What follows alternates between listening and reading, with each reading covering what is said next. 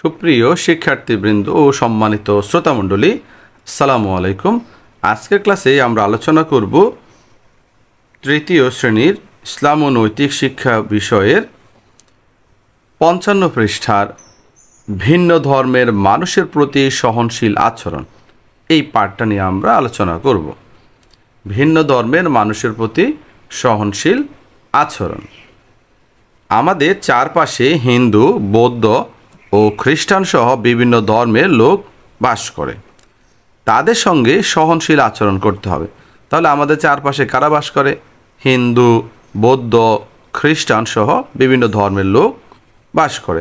তাদের সঙ্গে আমাদের কী করতে হবে? সহনশীল আচরণ করতে হবে। এখন সহনশীল আচরণটা আমরা কিভাবে করব? বলা হয়েছে বিভিন্ন কাজের মাধ্যমে ভিন্ন ধর্মের মানুষের সঙ্গে সহনশীল আচরণ করা যায়। বিভিন্ন কাজের মাধ্যমে আমরা অন্য ধর্মের বন্ধুদের সাথে, মানুষের সাথে আমরা কি করতে পারি? সহনশীল আচরণ করতে পারি।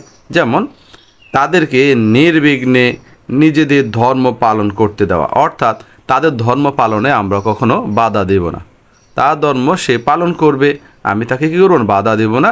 এই জন্য তাকে আমরা নিরাপত্তা দেব, হ্যাঁ তুমি তোমার ধর্ম পালন করো।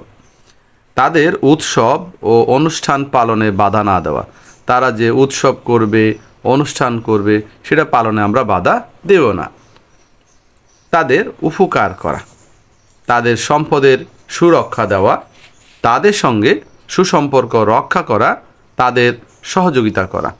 তাহলে এই সমস্ত কাজগুলোর মাধ্যমে আমরা তাদের সাথে কী করতে পারি?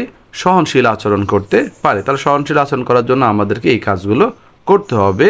তাদের ধর্ম পালনে বাধা দেওয়া যাবে না, তাদের উৎসব অনুষ্ঠানে বাধা দেওয়া যাবে না, তাদের উপকার করতে হবে, তাদের সম্পদের সুরক্ষা দিতে হবে, তাদের সাথে সুসম্পর্ক রক্ষা করতে হবে এবং তাদেরকে বিভিন্ন কাজে সহযোগিতা করতে হবে। এবার ভিন্ন ধর্মের মানুষের উপাস্যকে গালি দিতে বারণ করে মহান আল্লাহ পবিত্র কোরআনে বলেন। তিনি কি বলেছেন? তিনি বলেছেন, ওয়ালা তাসুবুল্লাযীনা ইয়াদউনা মিন দুনিল্লাহি, অর্থাৎ আল্লাহকে ছেড়ে যাদেরকে তারা ডাকে তাদেরকে তোমরা গালি দিও না। এটা সূরা আনআমের 108 নম্বর আয়াতে আছে। সেটা হচ্ছে সূরা আনআমের 108 নম্বর আয়াতে রয়েছে।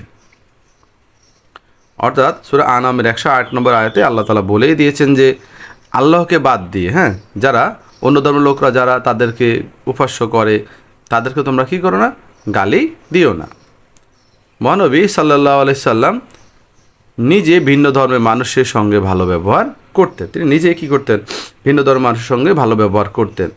তার সাহাবীগণকেও ভিন্ন ধর্মের মানুষের সঙ্গে ভালো ব্যবহারের জন্য তিনি নির্দেশ দিতেন। তিনি বলতেন যে তোমরা অন্য ধর্মের মানুষের সাথে কি করো? ভালো ব্যবহার করো।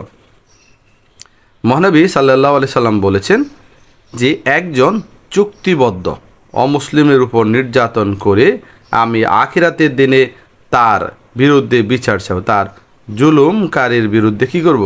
বিচার চাইব। অর্থাৎ মহানবী সাল্লাল্লাহু আলাইহি সাল্লাম বলেছেন একজন চুক্তিবদ্ধ অমুসলিমের উপর নির্যাতন করে আমি আখিরাতের দিনে তার বিরুদ্ধে কী করবো? বিচার। অর্থাৎ একটা চুক্তিবদ্ধ অমুসলিমের উপর যদি নির্যাতন করা হয়, মহানবী সাল্লাল্লাহু আলাইহি সাল্লাম তার বিরুদ্ধে কী করে চাইবেন? আল্লাহর কাছে বিচার চাইবেন। আমরা সকল ধর্মের মানুষের সঙ্গে সুন্দর ব্যবহার করব, কাউকে তার ধর্ম পালনে বাধা দেব না। তাহলে আমাদের কাজ হবে আমরা সকল ধর্মের মানুষের সঙ্গে ভালো ব্যবহার করব, কাউকে তার ধর্ম পালনে আমরা বাধা দেব না, কোনো ধর্ম সম্পর্কে কোনো মন্দ কথা, পচা কথা আমরা বলবো না, কাউকে আমরা নির্যাতনও করব না। সকলের সঙ্গে আমরা কি করব? সুসম্পর্ক প্রতিষ্ঠা করব। সুসম্পর্ক প্রতিষ্ঠার মাধ্যমে আমাদের ভিন্ন ধর্মের মানুষের প্রতি সহনশীল আচরণ করা হবে। বিষয়বস্তু পড়ি, ভাবি ও শূন্যস্থান পূরণ করি, কাজটি একাকী করি। অন্য ধর্মের লোকদের সঙ্গে আমরা ড্যাশ আচরণ করব। কেমন আচরণ করব? সহনশীল আচরণ করব।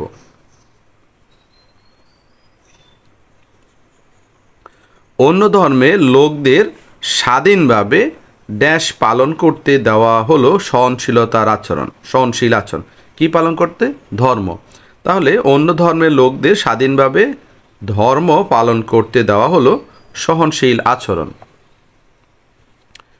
পবিত্র কোরআনে বিভিন্ন ধর্মের লোকদের উপাস্যকে গালি দিতে বারণ করা হয়েছে। কি দিতে বারণ করা হয়েছে? গালি দিতে বারণ করা হয়েছে।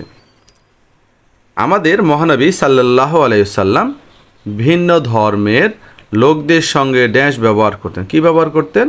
ভালো ব্যবহার করতেন। আমাদের মহানবী সাল্লাল্লাহু আলাইহি সাল্লাম চুক্তিবদ্ধ অমুসলিমদের উপর নির্যাতন করতে নিষেধ করেছেন। তারা কি করতে নিষেধ করেছেন? নির্যাতন করতে নিষেধ করেছেন।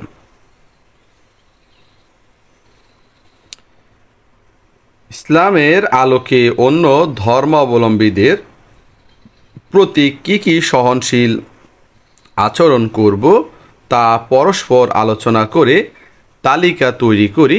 কাজটি আমরা দলগতভাবে করি।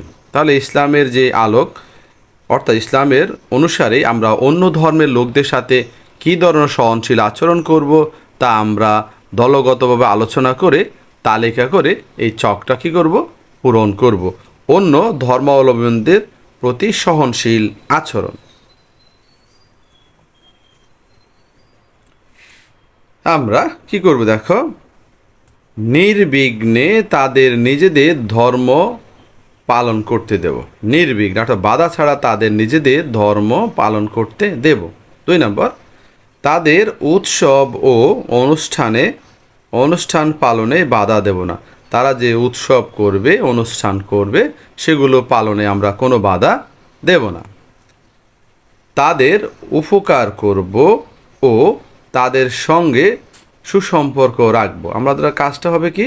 আমরা তাদের উপকার করব ও তাদের সঙ্গে সুসম্পর্ক রাখব। এরপরে তাদেরকে সাহায্য সহযোগিতা করব। আমরা কি করব? তাদেরকে সাহায্য সহযোগিতা করব। সূরা আল আমের 108 নং আয়াতের অর্থ ও শিক্ষা পোস্টারে লিখে প্রদর্শন করি। কাজটি একে, প্রথমে আমরা আয়াতের অর্থ লিখব, তারপরে আয়াতের শিক্ষা লিখব। এরকম একটা বড় একটা কাগজে, আমরা A4 সাইজের কাগজ বা আরও বড় কাগজে আমরা কি করব? এটা 2টা ছক করব। প্রথম ছকে আয়াতের অর্থটা লিখব, তারপরে এই আয়াতের শিক্ষাটা কি আমরা সেই বিষয়ে জানব। আয়াতের অর্থ, আল্লাহকে ছেড়ে যাদেরকে তারা ডাকে তাদেরকে তোমরা গালি দিও না। এই আয়াতের শিক্ষা হচ্ছে আমরা সকল ধর্মের মানুষের সঙ্গে সুন্দর ব্যবহার করব, কাউকে তার ধর্ম পালনে বাধা দেব না, কোনো ধর্ম সম্পর্কে মন্দ কথা বলবো না, কাউকে নির্যাতন করব না, সকলের সঙ্গে সুসম্পর্ক প্রতিষ্ঠা করব। ধন্যবাদ সবাইকে। আসসালামু আলাইকুম।